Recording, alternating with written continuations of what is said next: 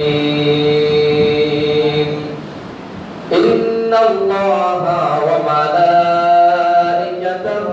يصلون على النبي يا أيها الذين آمنوا صلوا عليه وسلموا تسليما صلى الله على سيدنا ومولانا محمد وعلى آله وأصحابه وسلم صلى الله على سيدنا ومولانا محمد وعلى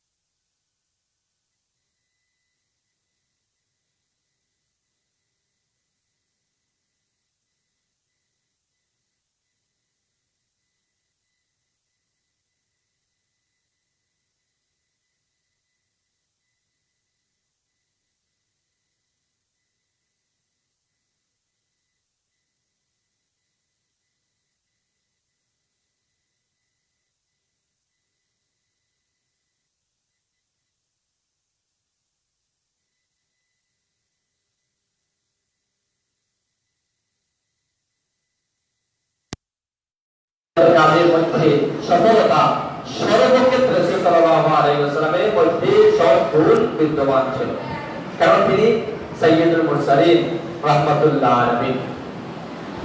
এরপরে যখন রাসূল সাল্লাল্লাহু আলাইহি ওয়াসাল্লামের কাছে কোরআনের বাণী আসলো, তখন সেই সময় রাসূলের যখন সব মানুষদের সম্মুখে মূর্তি দেবদেবী পূজাদের বিরুদ্ধে গেছিলেন, তার আলোচনা, তার বক্তৃতা, সেগুলো তিনি উপস্থাপন করতে লাগলেন, তখন সমাজের সব বড় বড় অধিপতিরা, সমাজের বড় নেতৃত্বস্থানীয় মানুষেরা রাসূলের বিরুদ্ধে চলে গেল।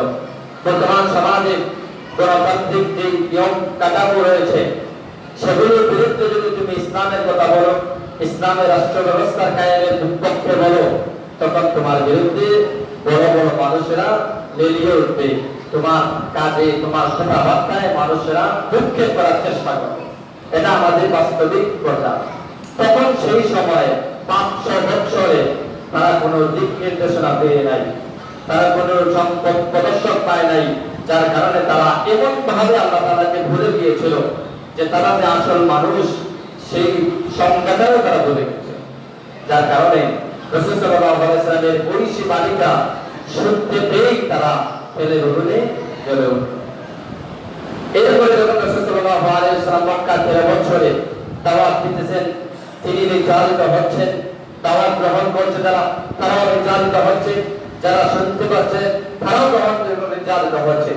এভাবে যখন রাসূল সাল্লাল্লাহু আলাইহি ওয়াসাল্লামের 13 বছর অতিবাহিত হয়, যখন মদিনার মধ্যে রাসূল সাল্লাল্লাহু আলাইহি ওয়াসাল্লামকে যাওয়ার অনুমতি পেশ করা হলো, তখন রাসূল সাল্লাল্লাহু আলাইহি ওয়াসাল্লাম আবু বকরকে নিয়ে তিনি সেই জায়গায় চলে গেলেন। এই যাওয়ার পর থেকে কি হলো, তখন রাসূল সাল্লাল্লাহু আলাইহি ওয়াসাল্লাম মদিনার মধ্যে মুসলিমদেরকে নিয়ে, মুহাজির যারা গিয়েছে, আনসার যারা গিয়েছে, তাদেরকে নিয়ে সংঘবদ্ধভাবে তিনি ইসলামী রাষ্ট্র পরিকল্পনা শুরু করেন এবং সেই অনুযায়ী কাজ করা শুরু করেন। যখন দ্বিতীয় হিজরি চলে আসলো, এই রমজান মাসে প্রথমে বলছি আল্লাহ তাআলা কোরআন নাজিলের মাস রমজান মাসকে শুধুমাত্র কোরআন নাজিলের মাস আমরা জানি, আরো অসংখ্য বড় বড় ঘটনা এই রমজান মাসে হয়েছে।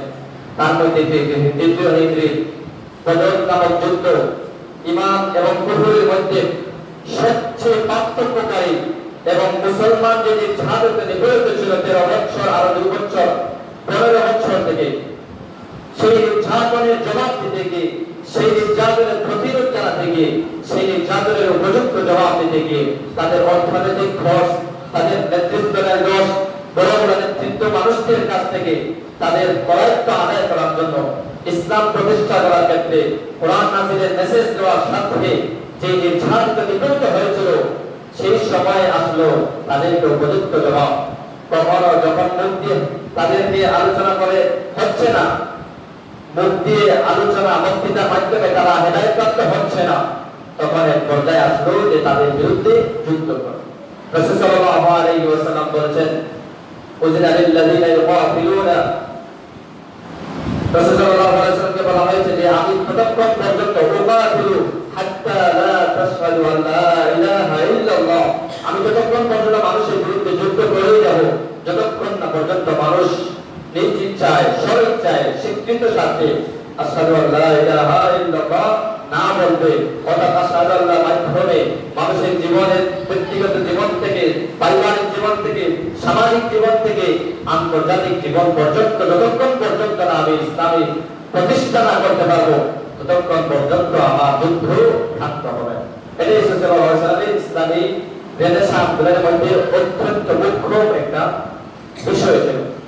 তো এই বদর যুদ্ধের মাধ্যমে যখন বদর যুদ্ধ সংঘটিত হলো, মুসলমানরা কাফিরদের 1000 সশস্ত্র আধুনিকায়ন যত যুদ্ধ বৃহত্তরের মধ্যে নিরন্তর নিরস্ত্র মুসলমানরা 313 জনের মাধ্যমে আল্লাহ তাআলা বদরের দিন মুসলমানদের হাতেই বিজয় দিয়ে কাফিরদের অহংকার, কাফিরদের যত প্রতিষ্ঠা ছিল সব ইতিহাস মুছে দিয়ে মুসলমানদের নতুন ইতিহাস আল্লাহ তাআলা তৈরি করে দিয়েছেন।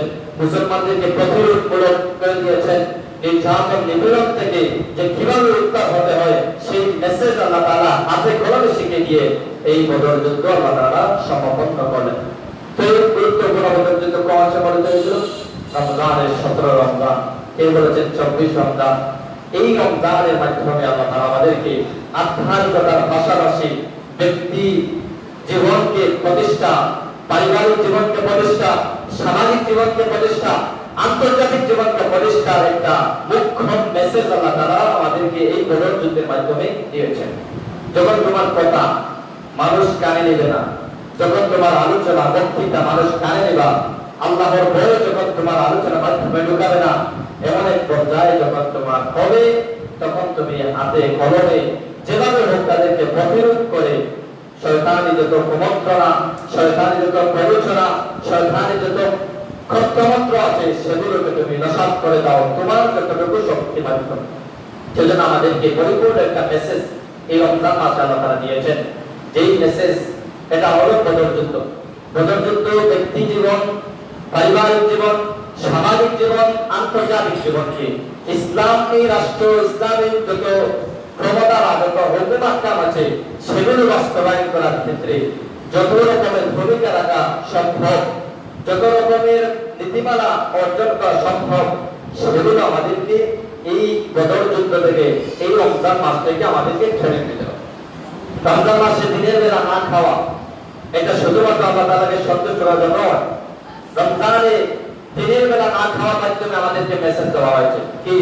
রমজানে আল্লাহ তাআলা দিনের বেলা আমাদেরকে মেসেজ যে কখনো কখনো তুমি দিনের জন্য কষ্ট সহ্য করতে হবে, কখনো কখনো তোমার শরীরকে মুক্ত রাখতে হবে, কখনো কখনো তুমি উপবাস করতে হবে, কখনো তুমি তোমার দীর্ঘ রাত দাঁড়িয়ে থেকে থেকে ইসলামকে তুমি কায়েম করতে হবে, কখনো কখনো তুমি এই রমজানের দিনের বেলা না খাওয়াতে আল্লাহ তাআলা ধৈর্য ধারণ করা আমাদেরকে শিখিয়ে দিয়েছে। এই রমজানের রোজা রাখতে গিয়ে আমাদেরকে যে কষ্টটা সহ্য করতে হয় সেগুলোর মাধ্যমে শিখেছেন যে তুমি যখন চতুর্দিকে তোমার গণতন্ত্রের সয়লাভ চলছে, ওই সময় তুমি ইসলামিক কথা বললে মানুষ তোমার বিরুদ্ধে ভ্রুক্ষেপ করবে, মানুষ তোমার বিরুদ্ধে অবস্থান নেবে, মানুষ তোমাকে বাড়ি ছাড়া, তোমাকে পিঠা ছাড়া, তোমার কথা টুটি লাগাম ছেড়ে দেওয়ার চেষ্টা করবে। তখন তুমি ধৈর্য ধারণ করে হলেও তুমি এই কথা বলেই যাবে, জানতে হবে। কারণ আমাদের যখন রমজানের সাহারির সময় বেশি, কোনো সময় বেশি খায়, কোনো সময় কম খায়, অনেকে না খেয়েই রোজা রাখতে হয়। তো সাহারি না খেয়ে রোজা রেখে আমাদেরকে কিন্তু ছাড় দেওয়া হয় না যে তুমি সাহারি খাও নাই, যে তুমি জোরের সময় রোজা ভেঙে দিও। নির্দিষ্ট সময় আমাদেরকে রোজা রাখতে হবে। কোন সময়? মাগরিবের সময়। যারা খেয়েছে তাদের জন্য, যারা খায় নাই তাদের জন্য নির্দিষ্ট সময়ে রোজা মানতে হবে। এটা আল্লাহ তাআলার হুকুম এবং রমজানের রোজা এটাই চাহিদা। ঠিক তেমনি ভাবে আমরা যেই অবস্থায় থেকে যেই অবস্থায় হোক, আমাদের আলাদা একটি ধর্মের কমপ্লিট পরিপূর্ণ একটা দিন আছে। সেই দিন অনুযায়ী আমাদের জীবনকে পরিচালনা করা, সেই অনুযায়ী আমাদের পরিবারকে পরিচালনা করা, সেই অনুযায়ী আমাদের সামাজিক জীবনকে পরিচালনা করা, এটা আমাদের দায়িত্ব। যার যতটুকু সক্ষমতা আছে আমাদেরকে কেন অন্য ধর্মের জিনিসগুলো গ্রহণ করতে হবে? আল্লাহ তাআলা বলে দিয়েছেন যে ইন্না দীনা ইনদাল্লাহিল ইসলাম, নিশ্চয় আসমানের নিচে জমিনের উপরে যত ধর্ম আছে সমস্ত ধর্মদের মধ্যে আমি আল্লাহ ইসলামকে প্রতিষ্ঠিত করলাম, ইসলামকে মনোনীত করলাম। এই ইসলামে যারা গ্রহণ করবে, ইসলামে যারা থাকবে, ইসলামে কাজ যারা করবে, হাত্তা মওত পর্যন্ত তাদের কাজগুলোই আমি আল্লাহ তাআলা গ্রহণ করব। অন্যথায় অন্য কোন ধর্মাবলম্বী হয়ে, অন্য কোন মানুষের, অন্য কোন ধর্মের বিশ্বাসী হয়ে সেই কাজগুলো করলে তোমার কাছে কোনো গ্রহণযোগ্য হবে না। এজন্য আমাদেরকে ইসলামের দরজায় আসতে হবে, ইসলামকে প্রতিষ্ঠা করার জন্য নিজেদের জীবন বাজি রাখতে হবে। এবার আসুন আমরা ইফতার, যেহেতু ইফতারের আলোচনা, ইফতার সম্পর্কে আমরা কয়েকটা কথা শুনি যে আল্লাহ তাআলা ইফতারের মাধ্যমে আমাদেরকে কি মেসেজ দিচ্ছেন, ব্যক্তিগত জীবনে আমাদের কি লাভ হয় এই ইফতার, শুধুমাত্র ইফতার, সেটা আমরা কয়েকটা হিকমত আমরা জানি। এক নম্বর, তাকওয়াতুল জিসম। এই ইফতার করার মাধ্যমে আমরা যদি সায়েন্টিফিক আলোচনা করি তাহলে আল্লাহ তাআলা সম্পূর্ণ আমাদের শরীরটাকে আল্লাহ তাআলা একটা কুদরতি বিষয়ের মাধ্যমে সাজিয়েছেন। এই মেশিন পৃথিবীর কোন প্রযুক্তি সৃষ্টি করতে পারবে না, বারবার বারবার ব্যর্থ হবে। আল্লাহ তাআলা আমাদের মাথার উপর থেকে পায়ের নিচ পর্যন্ত যে সমস্ত উপাদান রেখে দিয়েছেন, সেই উপাদানগুলো 24 ঘন্টা আমাদের খেদমতের জন্য আল্লাহ তাআলা নিযুক্ত রেখেছেন। তার মধ্যে দুইটা জিনিস হলো, একটা হলো HDL আর একটা হলো LDL। এই HDL টা কি? আমাদের শরীর সুস্থ রাখার ক্ষেত্রে যেই জিনিসগুলো উপাদান তৈরি করা, যেমন একটা ফ্যান চলার ক্ষেত্রে এখানে অনেক জিনিস আছে, রেগুলেটর আছে, কারেন্ট লাগবে, পাখা লাগবে, এরপরে আপনার এই কয়েল লাগবে। এই সবগুলোর মাধ্যমে একটা ফ্যান তৈরি হয়েছে, পরে চালু করলে আপনার ঠিক তেমনিভাবে এই HDL একটা জীবাণু। এই HDL সারা শরীরের মধ্যে আমাদের জীবাণুটা 24 ঘন্টা ছড়িয়ে দেয়। কেন?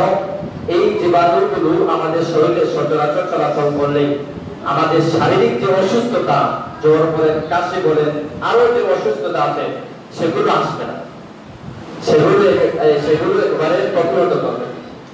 আমাদের ধরেন একটা বৃষ্টি থেকে বাঁচতে হলে মানুষ ছাতা ধরে না, বৃষ্টি থেকে বাঁচতে হলে ছাদ দেয়, বিভিন্ন ভাবে আমরা কোন জিনিসের একটা আশ্রয় নেই।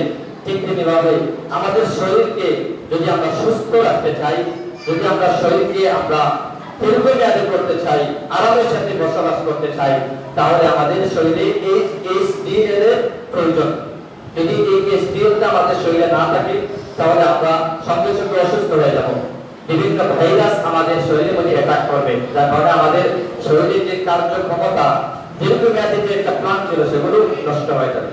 তো এই সেহরি এবং রোজা, এই ইফতার মধ্যবর্তী যে আমরা উপবাস থাকি, এর মাধ্যমে এই HDL টা প্রায় 30 থেকে 40% বেশি আমাদের শরীরে বৃদ্ধি হয় রমজানের দিনের বেলা রোজা রাখার সাথে। সুবহানাল্লাহ। তো এরপরে আসেন পাশাপাশি LDL, যেটা হলো বিপরীত। মানে এই LDL টা হলো অসুস্থ ভাইরাস, যেটা শরীরে প্রতিবারই চেষ্টা করে প্রতিবারই সেটাকে আঘাত করার জন্য চেষ্টা করে। HDL এর বিরুদ্ধে সে যুদ্ধ করতে থাকে।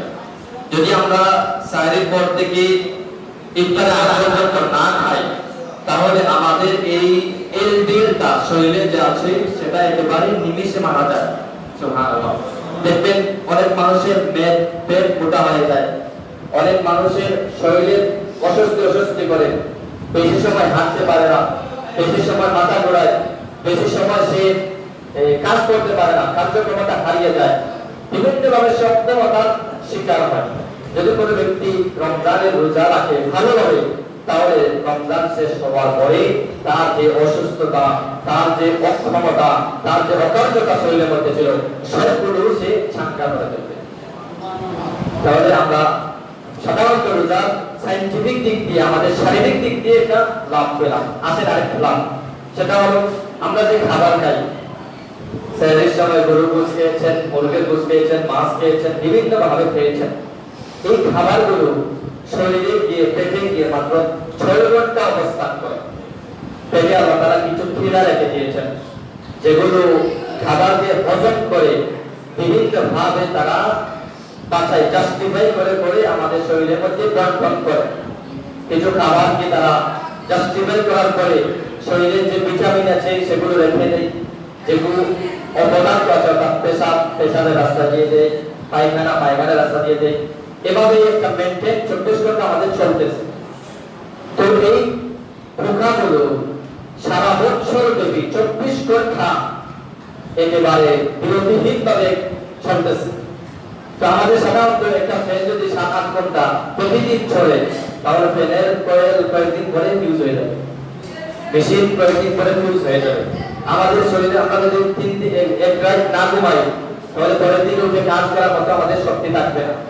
ঠিক তেমনিভাবে ওই ক্রীড়াগুলো একটি রেস্টের দেওয়া আমাদের উচিত, জরুরি।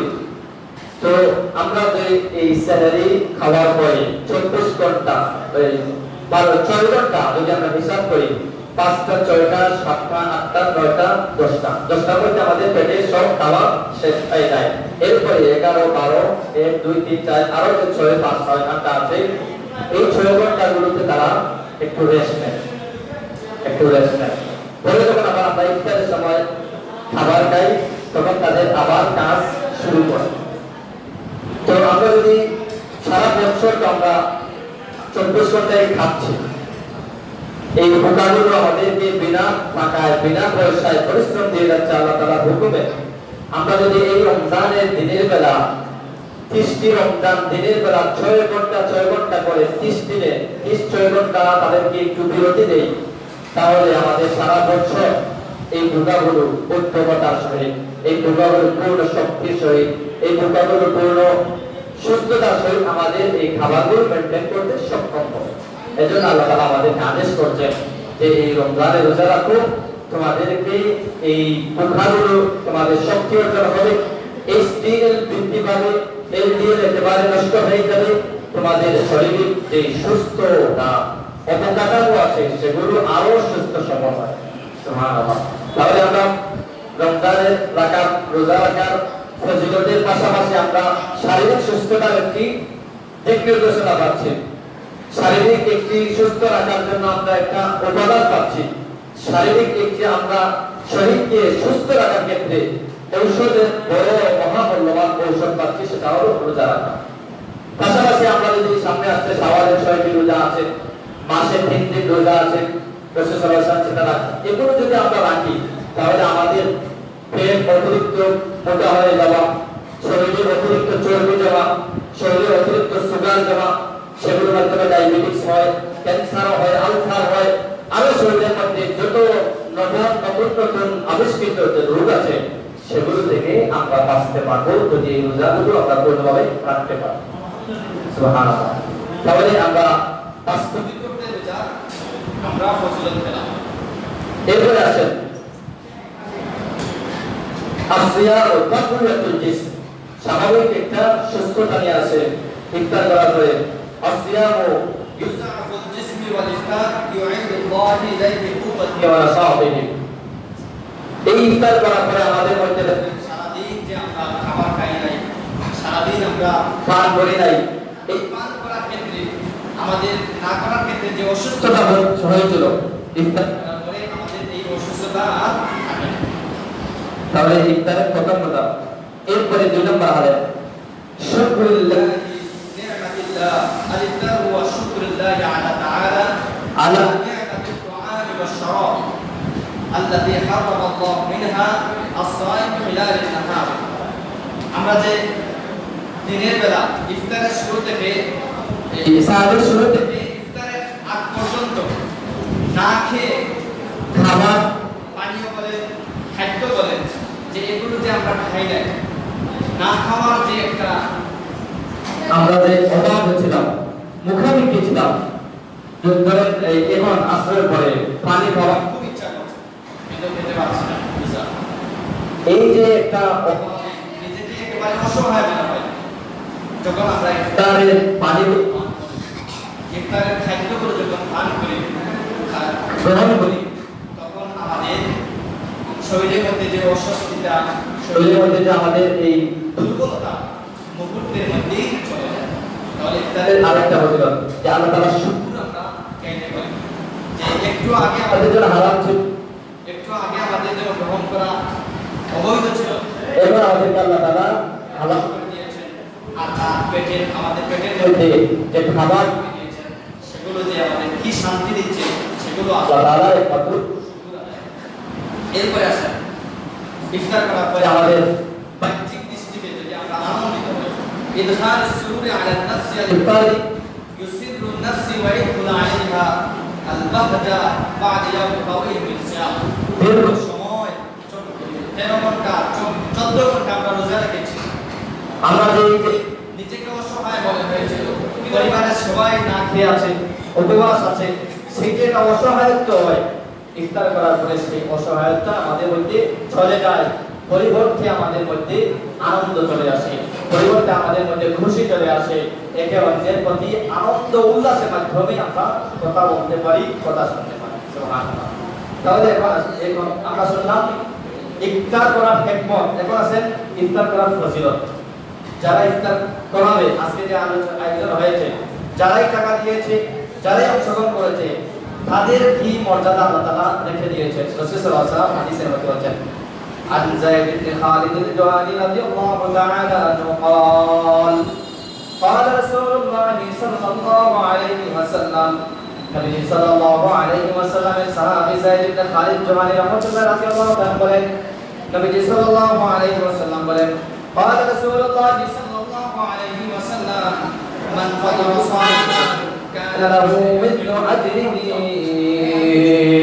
কোন ব্যক্তি যদি অন্য ব্যক্তিদেরকে ইফতার করায়, একজন ব্যক্তিকে যদি ইফতার করায়, দুজন ব্যক্তিকে যদি ইফতার করায়, তবে যত সংখ্যা তৈরি হবে, সে নিজে রোজা রেখে যে সওয়াব হলো, অন্য ব্যক্তি রোজা রেখে যে সওয়াব অর্জন করলো, ওই ব্যক্তি যদি অন্য ব্যক্তিদেরকে ইফতার করায়, তাহলে সে সমপরিমাণ সওয়াবের যোগ্য হয়ে যাবে। সুবহানাল্লাহ। তাহলে যারা ইফতার করাবে তাদের ফজিলত রাসূল সাল্লাল্লাহু আলাইহি ওয়াসাল্লাম বলে দিয়েছেন যে কোনো ব্যক্তি যদি ইফতার করায়, তাহলে সারা দিন একজন মানুষ রোজা রেখে যে সওয়াব অর্জন করতে পারবে, ইফতার করালে সেই সওয়াবের অর্জনের সম্মুখীন অর্জন করে। তাহলে যারা ইফতার করবে, যারা ইফতার করাবে, যেই ব্যক্তি রোজা রাখবে, সেই ব্যক্তি রোজা রেখে যে সওয়াব পাবে, অন্য ব্যক্তি যদি ইফতার করায়, শুধুমাত্র 50 টাকা 100 টাকা ইফতার করায়, তাহলে রাসূল বলেছেন সারা দিন রোজা রাখার পরে যে সওয়াব অর্জন করে, ইফতার করালে সেই সওয়াবের মুখামুখি হবে। সুবহানাল্লাহ। তাহলে আমি রোজা রেখেছি, সারা দিন কষ্ট করে, আমাকে যদি অন্য কেউ ইফতার করায়, তাহলে আমি সারা দিন রোজা রাখার কারণে যে সওয়াব আল্লাহ আমার আমলনামায় জমা হবে, অন্য ব্যক্তি যদি আমাকে ইফতার করায় সাধারণ, তাহলে আমার সমমূল্যমান সেই সওয়াবের অংশীদারিত্ব লাভ করবে। সুবহানাল্লাহ। দেখেন আল্লাহ তাআলা মায়া ভালোবাসা আমাদের প্রতি তার রাসূলের মাধ্যমে আমাদেরকে জানিয়ে দিয়েছেন। এরপরে পরের বিষয় বলেন, রাসূল সাল্লাল্লাহু আলাইহি ওয়াসাল্লাম বলেছেন, গায়রা আন্নাহু লা ইয়ানকুসু মিন আজরি সাইম শাইআন। আমাকে ইফতার করাইছে এক মানুষ, আমার সওয়াব অর্জনের ক্ষেত্রে যে পরিপূর্ণতা আসবে, আমার সওয়াব থেকে তাকে আরেকটু অর্ধেক দেওয়া হবে না। আমার ইচ্ছা উচিত ছিল যে আমি রোজা রেখেছি, আমি ইফতার করব, অন্যের মানুষ আমাকে ইফতার করাইছে, অন্যের মানুষ আমার ইফতারের ব্যবস্থা করেছে, এই মানুষটি আমাকে ইফতার করার কারণে আমার সওয়াব থেকে তাকে কর্তন করে তাকে সওয়াব দেওয়া হবে না, আল্লাহ আলাদা তাকে পরিপূর্ণ সওয়াব দেবে। সুবহানাল্লাহ। তাহলে আজকে যারা ইফতার মাহফিলের আয়োজন করেছে, আজকে যারা ইফতারের আয়োজন করেছে, তাদের প্রত্যেকে যত মানুষদেরকে ইফতার করাবে, তত মানুষের পরিপূর্ণ সওয়াব তাদের আমলনামায় জমা হবে। সুবহানাল্লাহ। এজন্য আমরা নিজেরা যাদের সামর্থ্য আছে তারা ইফতার করানোর ব্যবস্থা করব। আশেপাশে অনেক মানুষ অনাথ, দরিদ্র, নিরাশ্রয়, দরিদ্র মানুষ আছে, তাদেরকে আমরা ইফতার করানোর চেষ্টা করব। আল্লাহ তাআলা আমাদেরকে সবাইকে তৌফিক দান করে সবাই বলেন আমিন। এরপরে যে নম্বর আছেন খ, ইফতারের আগ মুহূর্তে আল্লাহ তাআলা দোয়া কবুল করে থাকেন। ইফতারের আগ মুহূর্তে আল্লাহ তাআলা দোয়া কবুল করে থাকেন। কিছু নির্দিষ্ট সময় আছে, সেই নির্দিষ্ট সময়ে যদি আমরা আল্লাহ তাআলার কাছে চাই, তাহলে আল্লাহ তাআলা আমাদেরকে দিয়ে দিবেন। দেখবেন নির্বাচনের আগ মুহূর্তে প্রার্থীর কাছে যারা ভোটার আছে তারা যা কিছু চাইবে প্রার্থী দিয়ে দিবে, কারণ সে এখন মুখাপেক্ষী, প্রার্থীদের মুখাপেক্ষী, জনগণের মুখাপেক্ষী। ঠিক তেমনিভাবে আল্লাহ তাআলা আমাদেরকে নির্দিষ্ট কয়েকটা সময় দিয়েছেন, এই সময়গুলো যদি আমরা ধরে আল্লাহ তাআলার কাছে চাই, আল্লাহ তাআলা আমাদের দোয়া কবুল করবেন। কিছু মানুষ আছেন তাদের দোয়া আল্লাহ তাআলা বিশেষভাবে কবুল করে থাকেন। এরকম তিনজন মানুষের কথা রাসূল সাল্লাল্লাহু আলাইহি ওয়াসাল্লাম হাদিসের মধ্যে বলেছেন, আন আবি হুরায়রা রাদিয়াল্লাহু তাআলা قال قال رسول الله صلى الله عليه وسلم। নবী সাহাবী আবু হুরায়রা বলেন, আল্লাহ নবী বলেন, قال رسول الله صلى الله عليه وسلم ثلاث لا ترد دعوتهم। তিনজন ব্যক্তি আছেন যাদের দোয়া আল্লাহ তাআলা কখনো ফেরত দেন না, তাদের যারা যা কিছু চাইলে আল্লাহ তাআলা গ্রহণ করবেন।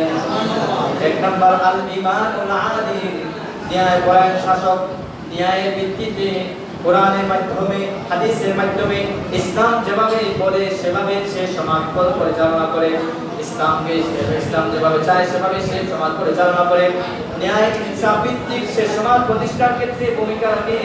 এরকম ন্যায়পরায়ণ শাসন যখন আল্লাহ তাআলার কাছে চাইবে, যেই জিনিসটা চাইবে, যেই সময় চাইবে, রব্বুল আলামিন তার দোয়া কবুল করবে। সুবহানাল্লাহ। তাহলে আমরা তিনজন বিশেষ ব্যক্তি, হাই লেভেলের কোয়ালিটি সম্পন্ন ব্যক্তি আল্লাহ তাআলার কাছে। এর মধ্যে এক নম্বর হলো ইমামুল আদিল, ন্যায়পরায়ণ শাসক। অর্থাৎ কোরআনের মাধ্যমে ইসলাম যেভাবে চায় সেভাবে রাষ্ট্র পরিচালনা করে, ন্যায়পরায়ণ ন্যায় ইনসাফ ভিত্তিক সে রাষ্ট্র পরিচালনা করে। এরকম ব্যক্তিদের দোয়া আল্লাহ তাআলা সঙ্গে সঙ্গে কবুল করেন। সুবহানাল্লাহ।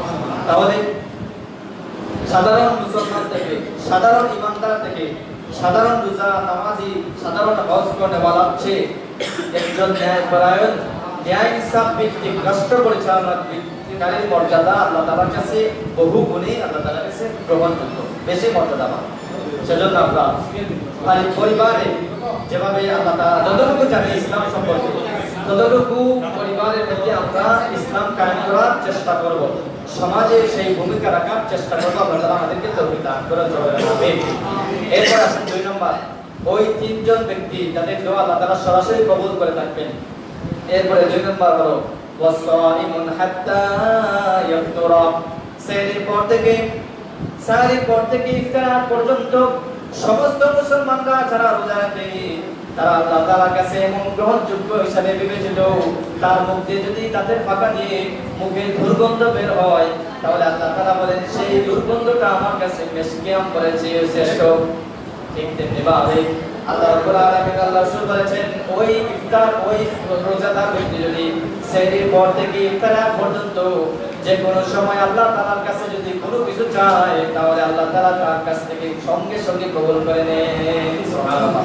তাহলে আমরা এখন আমাদের মুখ্যম সুযোগ, এখন আমাদের উপযুক্ত সময়, কারণ রোজা শেষ হয়ে যাচ্ছে, আজ 27টা, আরো 2টা আছে যদি 29টা হয়, আরো 3টা আছে যদি 30টা। তাহলে এই সময়গুলোতে আমরা আমাদের জীবনের, ভবিষ্যৎ জীবনের যত প্ল্যান আছে সেগুলোকে বাস্তবায়ন করার ক্ষেত্রে আল্লাহ তাআলা যত তৌফিক আমাদের চাওয়া প্রয়োজন, সেই তৌফিক আমরা এখন চেয়ে নিব। আল্লাহ তাআলা আমাদের সবাইকে তৌফিক দান করুন। সবাই বলেন আমিন। এরপরে আসেন 3 নম্বর বিশেষ ব্যক্তি, ওয়া দাওয়াতুল মাজলুম, যারা নির্যাতিত, নিপীড়িত, ইসলাম মানার জন্য, ইসলামকে ফলো করার জন্য যেভাবে হোক নির্যাতিত নিপীড়িত কোনো ব্যক্তি যদি হয়, তাহলে ওই ব্যক্তি যার বিরুদ্ধে যেই প্রয়োজনে আল্লাহ তাআলার কাছে চাইবে, সঙ্গে সঙ্গে আল্লাহ তাআলা কবুল করে নেন। সুবহানাল্লাহ। তাহলে আমরা এই হাদিসের মাধ্যমে 3 জন ব্যক্তির কথা জানতে পারলাম যাদের দোয়া আল্লাহ তাআলা সরাসরি কবুল করে থাকেন। 1 নম্বর ইমামুল আদিল, ন্যায়পরায়ণ শাসক, ন্যায় ইনসাফ ভিত্তিক যারা রাষ্ট্র পরিচালনা করে, ইনসাফ ভিত্তিক যারা বিচার কার্য পরিচালনা করে, সালিস সম্পাদন করে, পারিবারিক বিচার পরিচালনা করে, পারিবারিক সামাজিক যত আমরা ইনসাফ ভিত্তিক যে রাষ্ট্র পরিচালনা, আমরা শুধু বলি যে প্রধানমন্ত্রী না, পরিবারের মধ্যে যে বাবা অভিভাবক আছেন তাদের সমস্ত সন্তানদের, সমস্ত সদস্যদের মধ্যে ন্যায় ইনসাফ ভিত্তিক যারা পরিচালনা করে, তারাও একজন রাষ্ট্রপ্রধানের সমতুল্য। সমাজে যারা সালিশ নির্ধারণ করে, একটা মারামারি হয়েছে, সমস্যা দূরীকরণের ক্ষেত্রে যারা ভূমিকা রাখে, সমাধান করে, যারা সমাজে যত সমস্যা আছে দূরীকরণের জন্য দিন-রাত চেষ্টা করে, ওই ব্যক্তিরা যদি ইনসাফ ভিত্তিক, একজন মানুষের মুখ চেয়ে বিচার নয়, একজন মানুষ দুর্বল চেয়ে এরকম বিচার নয়, সবার সাথে সামঞ্জস্যে যে অন্যায় তাকে অন্যায় নির্ধারণ করবে, যে ন্যায় তাকে ন্যায় নির্ধারণ করবে, যে অন্যায়কারী হোক বড় লোক, আর যদি ন্যায়কারী যদি ছোট মানুষ হয়, যদি ন্যায় তার পক্ষে চলে যায়, সে ব্যক্তি যদি ন্যায় ওই ছোট মানুষের পক্ষে দেয়, সে কোরআনকে সামনে রেখে, ইনসাফকে সামনে রেখে, আল্লাহর ভয়, রাসূলের আদর্শকে বাস্তবায়ন করার সাথে যদি সেই ব্যক্তি বিচার কার্য পরিচালনা করে, তাহলে ওই ব্যক্তি রাষ্ট্রপ্রধানের সমতুল্য। ওই ব্যক্তিদের দোয়া আল্লাহ তাআলা কবুল করবেন। এরপরে 2 নম্বর ইফতারকে সামনে রেখে রোজাদার ব্যক্তিরা যখন আল্লাহ তাআলার কাছে চাইবে, যা কিছু চাইবে, তখন সেই দোয়াগুলো আল্লাহ তাআলা কবুল করেন।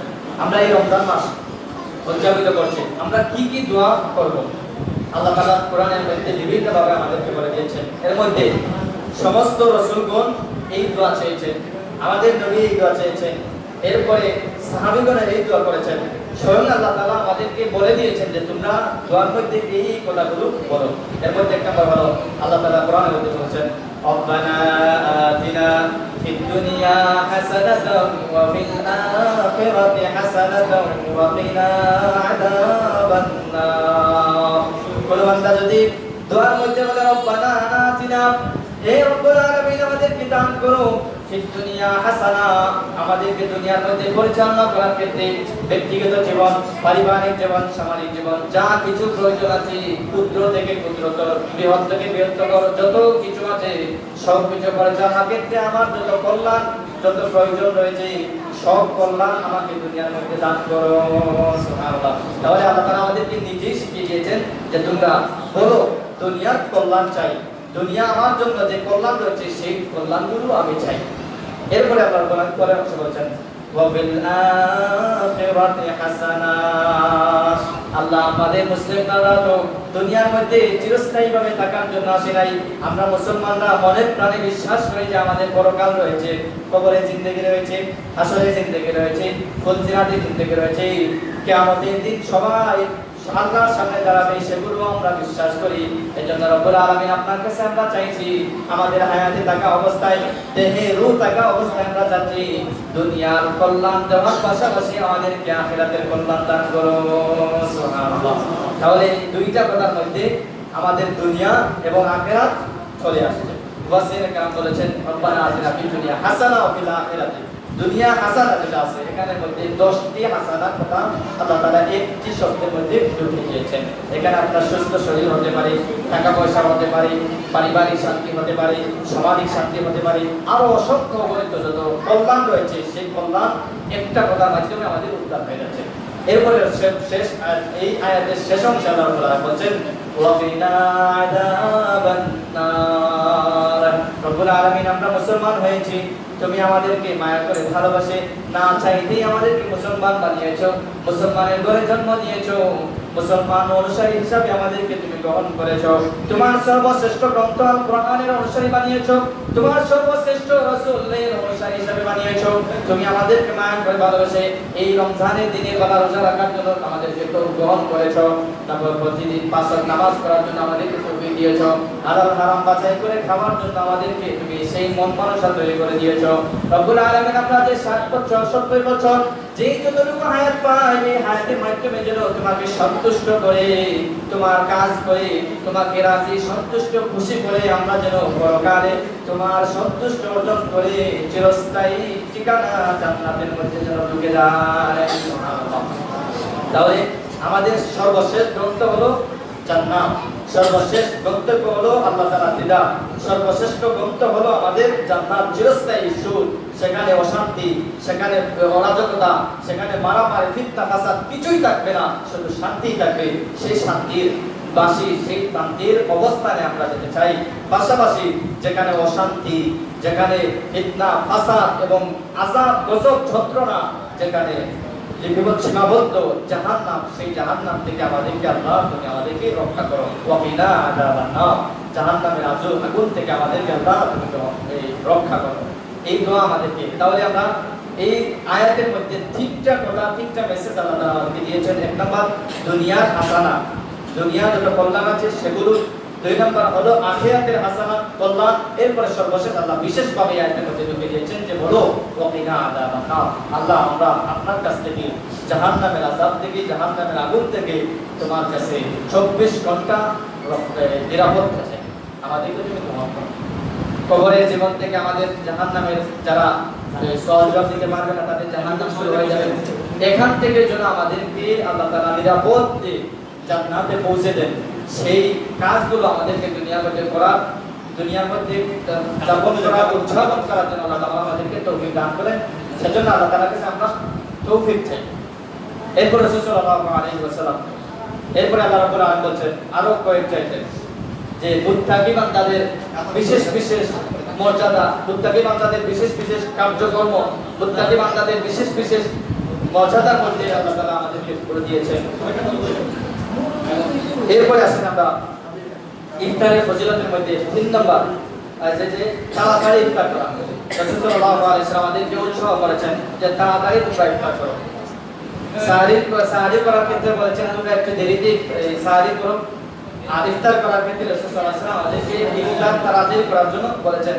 عن سالم بن سعد رضي الله تعالى عنه قال أن رسول الله صلى الله عليه وسلم سالم بن سعد رضي الله تعالى عنه বলেন নবীজি সাল্লাল্লাহু আলাইহি ওয়াসাল্লাম বলেছেন لا يزال الناس بخير ما عجل الفطر ওই সমস্ত মানুষেরা যারা কখনো আল্লাহ তাআলা কল্যাণ থেকে কখনো তারা বঞ্চিত হবে না যারা তাড়াতাড়ি ইফতার করে। সুবহানাল্লাহ। তাহলে ইফতারের সময় যখনই চলে আসবে তখনই আমরা ইফতার করব। রাসূল সাল্লাল্লাহু আলাইহি ওয়াসাল্লাম বলেছেন যারা তাড়াতাড়ি ইফতার করবে তারা কখনোই কোন সময় আল্লাহ তাআলার কল্যাণ থেকে বঞ্চিত হবে না যারা তাড়াতাড়ি ইফতার করে। এজন্য আমরা তাড়াতাড়ি ইফতার করার চেষ্টা করব। এরপরে আসেন আমরা যেহেতু সামনে ইফতার আছে একটু ধৈর্য ধরেন, আমারও কষ্ট লাগতেছে, আমিও জানা। তো কি দিয়ে ইফতার করবেন? রাসূল সাল্লাল্লাহু আলাইহি ওয়াসাল্লাম কি দিয়ে ইফতার করেছেন বা কোন জিনিস দিয়ে ইফতার করা উত্তম আমরা এটা জানা প্রয়োজন না, আমরা ইফতার করতেছি আমরা হাদিসের মাধ্যমে জানি। আনাস ইবনে মালিক রাদিয়াল্লাহু তাআলা আনহু قال আনাস ইবনে মালিক রাদিয়াল্লাহু তাআলা আনহু তিনি বলেন কানা রাসূলুল্লাহ সাল্লাল্লাহু আলাইহি ওয়াসাল্লাম ইয়াফতুরু আলা রুতুবাতি। নবী সাল্লাল্লাহু আলাইহি ওয়াসাল্লামের খাদিম তিনি আনাস রাদিয়াল্লাহু তাআলা বলেন রাসূল সাল্লাল্লাহু আলাইহি ওয়াসাল্লাম জীবনে 9টি অথবা 8টি রমাদান পেয়েছেন। এই 8টি রমাদানে 9টি রমাদানে প্রতিদিন ইফতার প্রথমে তিনি মুফিদ দিতেন। নবী বলেন সাহাবী বলেন ইয়াফতুরু আলা রুতুবাতি ক্বাবলা আন ইউসাল্লিয়া। নামাজের পূর্বে রাসূল সাল্লাল্লাহু আলাইহি ওয়াসাল্লাম প্রথমে তাজা খেজুরের মাধ্যমে রমজানের রোজা রাখতেন। সুবহানাল্লাহ। তাহলে আমরা এখনই আমরা বাস্তবায়ন করার চেষ্টা করব যে প্রথমে আমরা পানি খাওয়ার পূর্বে আমরা খেজুর একটা হলেও এই খেজুর দিয়ে আমরা ইফতার করব। এটা রাসূল সাল্লাল্লাহু আলাইহি ওয়াসাল্লামের সুন্নাত ছিল, তিনি করেছেন, বাস্তবায়ন করেছেন, আমরা সেটা ইফতার করব। এরপরে জানি নবী সাল্লাল্লাহু আলাইহি ওয়াসাল্লাম আমাদেরকে এই অপশন দিয়েছেন যদি আমাদের কাছে খেজুর না থাকে তাহলে আমরা কি দিয়ে করব। সাহাবী বলেন ফাইন লাম তাকুন রুতুবাতুন ফাআলা তামারাতিন ফাইন লাম তাকুন তামারাতিন হাসাওয়াতিন শিম্মা। যদি তোমাদের কাছে কোনো খেজুর না থাকে তাহলে ঠান্ডা সুস্বাদু পানির মাধ্যমে তোমরা ইফতার করো। সুবহানাল্লাহ। তাহলে আমরা 2 নম্বর অপশনে চলে আসছি। তাহলে আমরা এই ইফতার আমরা কি দিয়ে করব, কিভাবে করব, রাসূল সাল্লাল্লাহু আলাইহি ওয়াসাল্লাম কি দিয়ে করেছেন সেগুলো আমরা জানতে পারলাম। এর মাধ্যমে আমরা আল্লাহ তাআলার কাছ থেকে আমরা বেশি আমরা এগুলো পাই। এরপরে আসেন আমরা ইফতারের পূর্ব মুহূর্তে আমরা কি করব এখন আমাদের জানার প্রয়োজন, আর এখন আমাদের সুযোগ। এর মধ্যে আমরা বিশেষভাবে বেশি দোয়া করব। আগে আমরা জেনেছি যে ইফতার এই রোজাদারের দোয়া আল্লাহ তাআলা কবুল করে থাকেন। এজন্য আমরা বেশি ইফতারের পূর্ব মুহূর্তে দোয়া করার চেষ্টা করব। ইফতারের পূর্ব মুহূর্তে আল্লাহ তাআলার কাছে বেশি কল্যাণ চাইব। ইফতারের পূর্ব মুহূর্তে আল্লাহ তাআলাকে বেশি দোয়া করব। এরপরে আসেন এখন আমরা যে সারাদিন রোজা রাখছি না খেয়ে কাউকে সন্তুষ্ট করার জন্য নয়, কেউ আমাকে টাকাও দিচ্ছে না, প্রতিদানও দিচ্ছে না যে আমি রোজা রাখছি কি জন্য, শুধুমাত্র আল্লাহ তাআলাকে সন্তুষ্ট করার জন্য, শুধুমাত্র আখিরাতের পুঁজি আমার সংরক্ষিত করার জন্য, সঞ্চয় করার জন্য। রাসূল সাল্লাল্লাহু আলাইহি ওয়াসাল্লাম আমাদেরকে সিয়ামের অর্থাৎ রোজার ফজিলত করে বলছেন। عن ابي هريره رضي الله تعالى عنه قال قال رسول الله صلى الله عليه وسلم من صام رمضان ايمانا واحتسابا। কোন ব্যক্তি যদি নবী বলেছেন কোন ব্যক্তি যদি রমজানের রোজা হলো ঈমানের সহিত ওয়াহতিসাবান পূর্ণ মনোযোগের সহিত অর্থাৎ রোজা যত শর্ত রয়েছে রোজা করতে যা কিছু আইন করার কথা আল্লাহ তাআলা সেগুলো যদি সে সম্পূর্ণভাবে আদায় করে ওবিরা লাহু মা তাকাদ্দামা মিন দামবি। আগে 60 বছর 70 বছর যত গুনাহ করেছিল সগীরা কবিরা জাহির বাতিন প্রকাশ্য অপ্রকাশ্য সমস্ত গুনাহ আল্লাহ তাআলা ইফতারে রোজা রাখার কারণে আল্লাহ তাআলা ক্ষমা করে দিবে। সুবহানাল্লাহ। তাহলে আমরা তাহলে আমরা এই ইফতার করার ক্ষেত্রে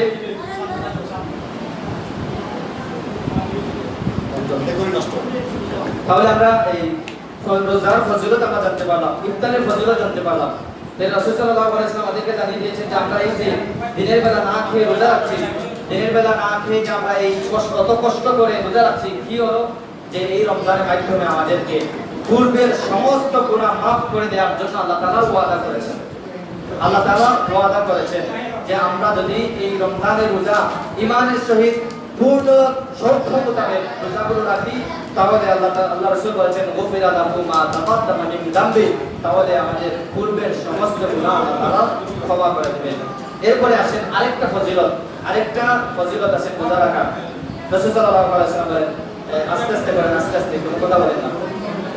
عن ابي سعيد الخدري رضي الله تعالى عنه قال سمعت رسول الله صلى الله عليه وسلم حضرت ابو سعيد رضي الله تعالى عنه বলেন يقول من صام يوما في سبيل الله, নবী সাল্লাল্লাহু আলাইহি ওয়াসাল্লাম বলতে শুনেছি, তিনি বলেন কোন ব্যক্তি যদি আল্লাহ তাআলা সন্তুষ্টি অর্জনের জন্য আল্লাহর রাস্তায় কোন ব্যক্তি যদি একদিন রোজা রাখে, বা'দাল্লাহু ওয়াজহাহু আনিন নার 70 খরিফান, তাহলে আল্লাহ রাব্বুল আলামিন তার জন্য একদিন রোজা রাখার ক্ষেত্রে 70 রোজ 70 জাহান্নাম থেকে রাখবে। সুবহানাল্লাহ। তাহলে কোন ব্যক্তি যদি একদিন রোজা রাখে, তাহলে এই রোজা রাখার ক্ষেত্রে তার মধ্যে এবং জাহান্নামের মধ্যে প্রতিবন্ধকতা তৈরি করে দেয়, অর্থাৎ 70 খরিফান 70,000 বছরের রাস্তা দূরে দিয়ে চলে যায়। আমাদের সম্মুখেই জাহান্নাম, আমাদের সম্মুখেই জান্নাত। আমরা আমলের মাধ্যমে জান্নাতে যাব, আমল না করলে জাহান্নামে যাব। যদি আমরা রোজা রাখি তাহলে এই রোজা আমাকে জান্নাতে পৌঁছে দেবে, যদি আমরা রোজা রাখি তাহলে এই রোজা আমাকে জাহান্নাম থেকে মুক্তি দিবে। আল্লাহ তাআলা আমাদেরকে রোজা রাখার তৌফিক দান করুন, সবাই বলেন আমিন। এরপরে এই রমজান মাস কেন্দ্রিক আমরা শুনি যে আল্লাহ তাআলা জাহান্নাম বন্ধ করে দেন, জান্নাতের দরজা খুলে দেন, শয়তানকে বন্দী করে দেন। হাদিসের মাধ্যমে আমরা জানি রাসূল সাল্লাল্লাহু আলাইহি ওয়াসাল্লাম বলেন, আন আবি হুরায়রা রাদিয়াল্লাহু তাআলা আনহু قال, আবু হুরায়রা রাদিয়াল্লাহু তাআলা বলেছেন, قال রাসূলুল্লাহ সাল্লাল্লাহু আলাইহি ওয়াসাল্লাম, আতাকুম রমাদানুন শাহরুন ফারাদাল্লাহু আযজা ওয়া জাল্লা আলাইকুম সিয়ামাহু, যখন তোমাদের সম্মুখে রমজানের চাঁদ দেখা দেয়, তখন আল্লাহ রাব্বুল আলামিন রমজানের রোজা, রমজানের আসা আগমন উপলক্ষে তুফতাহু ফীহি আবওয়াবাস সামা, আসমানের যত দরজা আছে সমস্ত দরজা আল্লাহ তাআলা বান্দাদের জন্য খুলে দেন। ওয়া তুগলাকু ফী আবওয়াবুল জাহিম, জাহান্নামের যত দরজা আছে সমস্ত দরজা আল্লাহ তাআলা বন্ধ করে দেন। সুফিদাত ফীহি মারাদাতুশ শায়াতিনিল্লাহি, আর আমাদের চিরন্তন শত্রু, প্রকাশ্য শত্রু আমাদের আল্লাহ তাআলা প্রকাশ্য শত্রু, আমাদের প্রকাশ্য শত্রু শয়তানকে আল্লাহ তাআলা এই রমজানের বরকতের কারণে আল্লাহ তাআলা তাকে বেড়িবদ্ধ করে বন্দী রাখে। রমজানের বিশেষ একটা রাত আছে,